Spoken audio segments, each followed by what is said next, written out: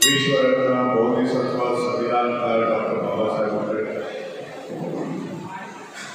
बहुजनांच्या सर्व महापुरुषांना विनम्र अभिवादन करतो। धम्ममंचकावरती उपस्थित पूज्य वंदे यांना विनंती करतो। त्याचबरोबर धम्ममंचकावरती उपस्थित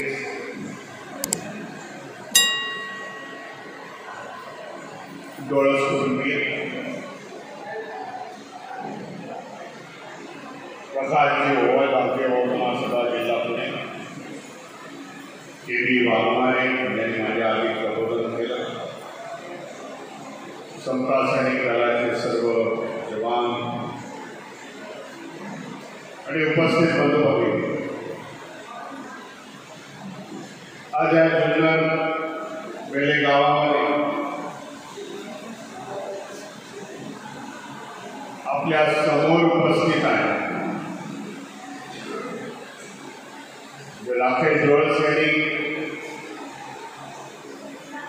मुंबईमध्ये येऊन मला आमंत्रित केले। कार्यक्रमाची पार्श्वभूमी सांगितली।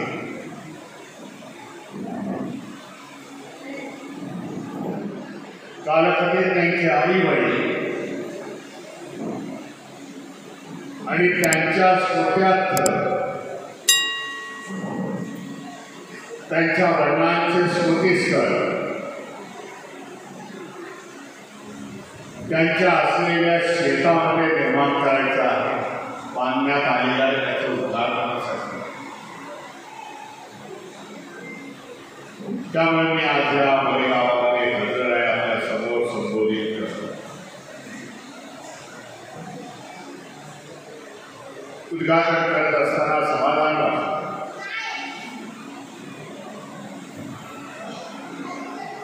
एका सुपुत्राने आपल्या बापाचं स्मारक तिथे निर्माण केलं।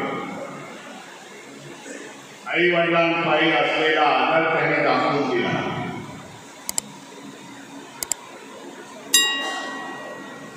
की ज्या आई वडिलांच्या घडणीतून ते घडले, आज समाजामध्ये येथील गावामध्ये पंचक्रोशीमध्ये सामाजिक राजकीय आणि धार्मिक काम करत असतात। हे आई वडिलांकडून प्रेरणा मिळाली, जे संस्कार मिळाले, ज्याचं एक फलित आहे। मी सांगतो लोकांच्या समोर हा आदर्श आहे की आई वडिलांना पूजनीय मानणं, त्यांचा आदरभाव करून हयातीमध्ये आणि कालकथेत झाल्यानंतर देखील हे उदाहरण आपल्या गावासाठी पंचक्रोशीसाठी महत्त्वाचं आहे। म्हणून त्यांचं मी देखील अभिनंदन करेल आणि मी येण्याचं त्यांना कबूल केलं।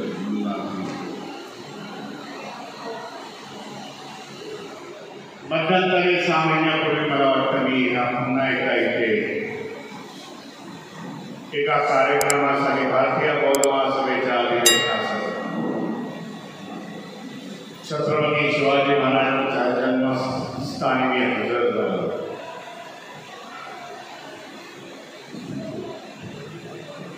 त्यांचं दर्शन, त्याच्यानंतर असलेल्या लेण्यांना मी व्हिजिट केली, हे देखील बघितलं। म्हणून हा जुन्नर जिल्हा पुण्यवान आहे असे समजतो। ऐतिहासिक दृष्ट्या महत्व, एका बाजूला छत्रपती शिवाजी महाराजांचं जन्मस्थान,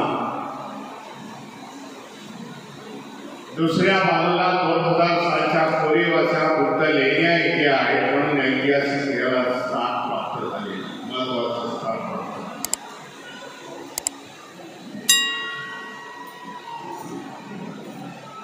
की ज्याच्यामुळे ह्या जुन्नर जिल्ह्याचं नाव महाराष्ट्रात नाही तर देशामध्ये केले.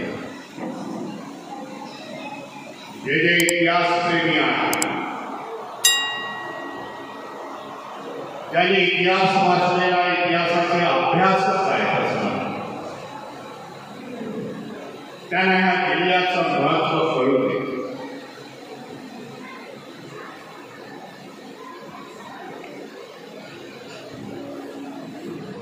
आज बघितलं अलीकडच्या काळामध्ये त्या जुन्नरमधून अनेक जण बाबासाहेब आंबेडकरांचे सहकारी.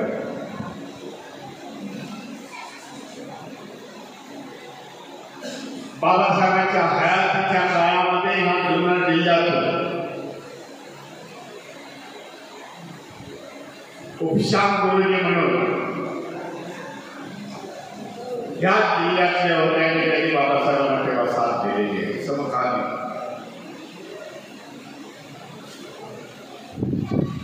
बाबासाहेबांच्या अनेक संस्थेमध्ये खजिनदार पद त्यांच्याकडे बाबासाहेबांनी गुरुजी होते. नंतरच्या काळात त्यांची मुलं मला वाटतं काही आली नाही, राजकारण समाजकारणामध्ये आले.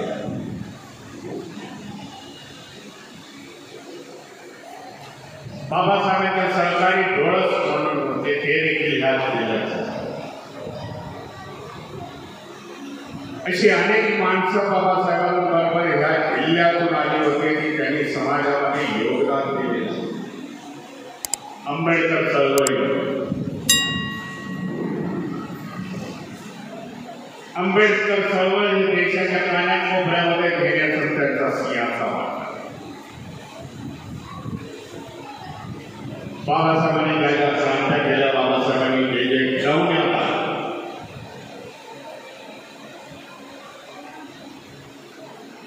जे बाबासाहेबांनी नियतकालिक काढली होती त्या काळात, त्या सगळ्याचं काम होते उपशाम गुरुजी करत.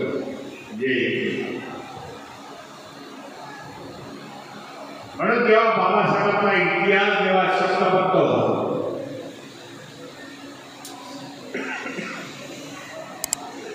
बाबासाहेबांचा इतिहास जेव्हा लिहायला जातो, जे बाबासाहेबांचे खंड प्रकाशित झालेले आहेत महाराष्ट्र सरकारच्या माध्यमातून, 27 असे खंड आहे. पूर्वीच्या त्या खंडामध्ये 1 ते 5 मध्ये जर बघितलं, वाचनाची गोडी हल्ली आपल्या समाजाला कमी आहे, परंतु 1 ते 5 खंडामध्ये येथील ह्या जुन्नरचा उल्लेख झालेला. कारण ह्या येथून शिक्षक वर्ग फार मोठ्या संख्येने मुंबईत स्थलांतरित झाला होता त्या काळामध्ये, आणि ही शिक्षण मंडळी सकाळी विद्यार्थ्यांचं काम करायचे, उरलेला वेळ समाजासाठी देत होते. अशा प्रकारे प्रबोधनाचं काम त्यांनी केलं. म्हणून या आंबेडकर चळवळ पुढे निघाली.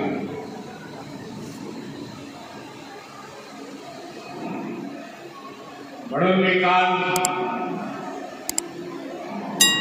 भारतीय बौद्ध महासभेच्या ऑफिसमध्ये सांगितलं, बाबा उद्या मी नाही आहे, उद्या मी कार्यक्रमाला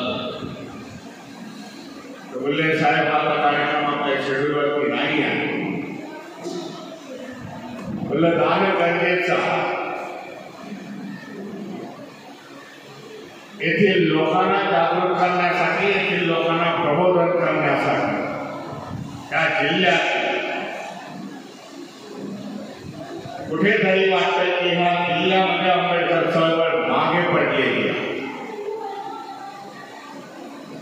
ज्या संख्येने 1930 पासून 1950 पर्यंत कार्यकर्त्यांची फौज निर्माण झाली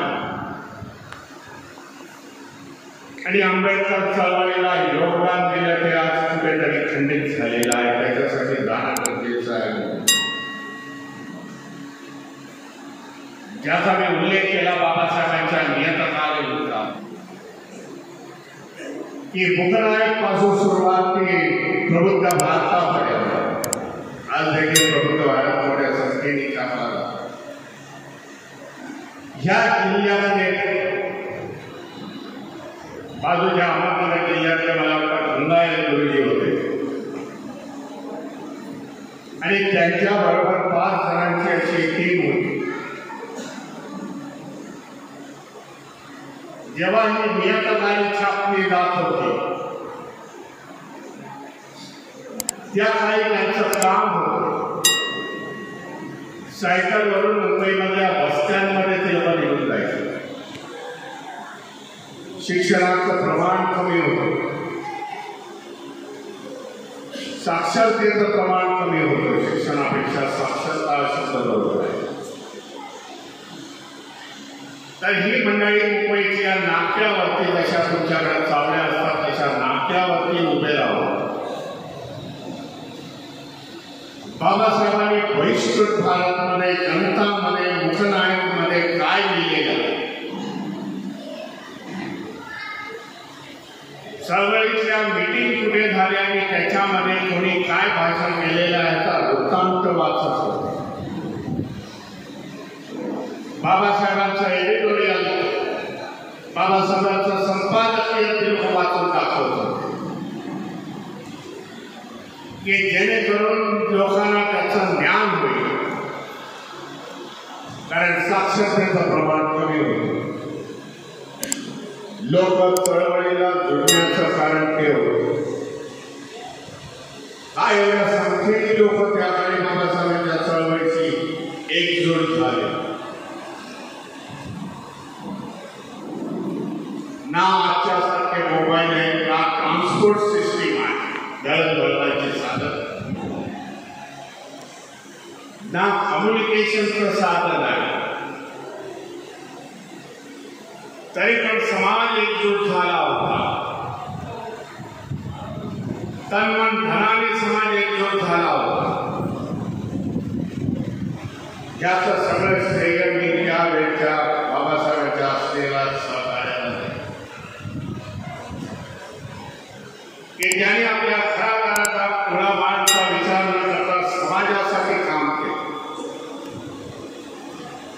बाबासाहेब आपल्यासाठी जगतात, आपल्या उन्नतीसाठी, आपल्या उत्थानासाठी.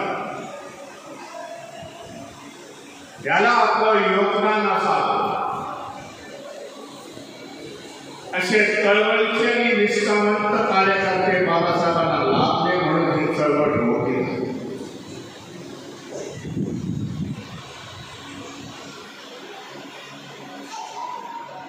आज हे चित्र समाजामध्ये दिसत नाही आहे.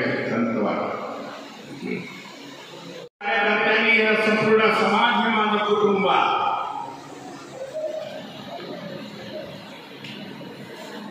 त्या कुटुंबाचा मोठा हा डॉक्टर बाबासाहेब आंबेडकर आहेत. आम्ही त्याचे अनुयायी आहे. आम्ही देखील या संपूर्ण समाजाला कुटुंब मानतो आणि काम करतोय.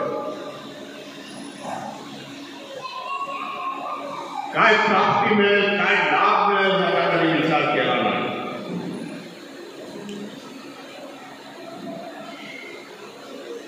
तर समाज पुढे जाईल हा विचार त्यांच्या डोक्यामध्ये होता. त्या पिढीतील कालखतीन यशोदा, सुदामजी, पुन्हाजी ढोळस हे मी म्हणतो एक रिप्रेझेंटेशन त्या पिढीची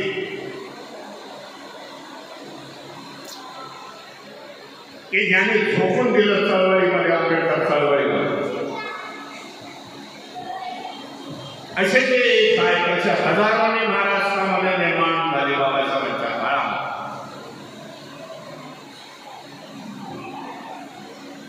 अशांत स्मरण होणं समाजामधून, कुटुंबामधून नाही, कुटुंबामधून तर झालेलं आहे, तर समाजामधून यांचं स्मरण व्हावं.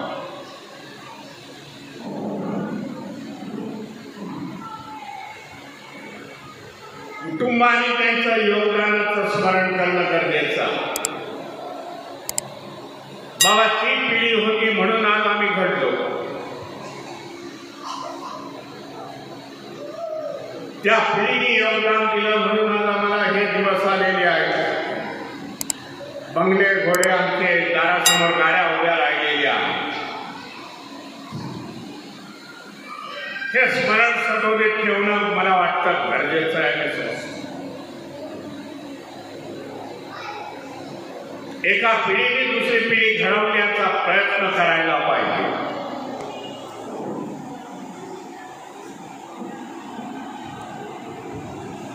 नाहीतरी बाबासाहेबांची क्रांती दाबण्याचा प्रयत्न होतोय.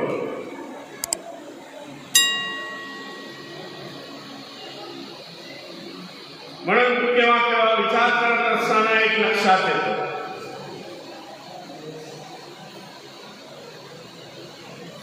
ज्या समाजाची सुरुवात ही शून्यापासून झाली,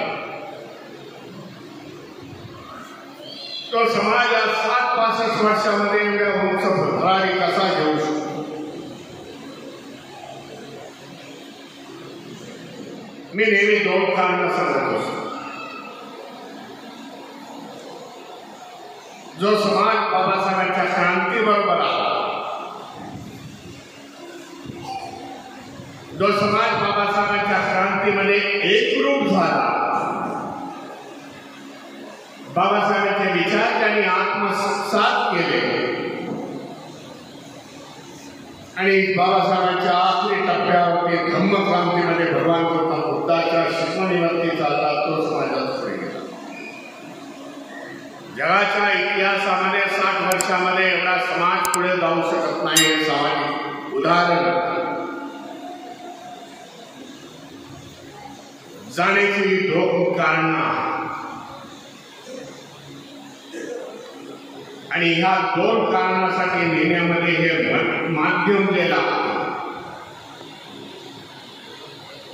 मध्यस्थी जो लागतो,